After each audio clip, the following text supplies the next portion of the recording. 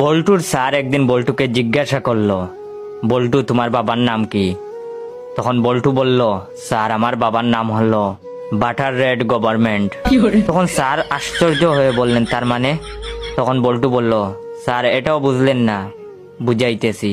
Butter মানে মাখন, red মানে লাল, গভর্নমেন্ট মানে সরকার, তাহলে আমার বাবার নাম মাখনলাল সরকার। তখন স্যার বললেন, ওহ বুঝলাম, তাহলে তোমার মায়ের নাম কি? তখন বল্টু বলল, স্যার আমার মায়ের নাম হলো স্টার মাইন্ড ওয়াইফ। তখন স্যার বললেন, তার মানে আবার কি? তখন বল্টু বলল, স্যার এটাও বুঝলেন না? দাঁড়ান বুঝাইতেছি। স্যার স্টার মানে তারা, মাইন্ড মানে মন, ওয়াইফ মানে বিবি, তাহলে আমার মায়ের নাম হলো তারামন বিবি। তখন স্যার বললেন, ওহ বুঝলাম, তাহলে তোমার ভাইয়ের নাম কি? তখন বল্টু বলল, আমার ভাইয়ের নাম ফাদার বাস। স্যার বললেন, তার মানে? তখন বল্টু বলল, স্যার এটাও বুঝলেন না? বুঝাইতেছি স্যার।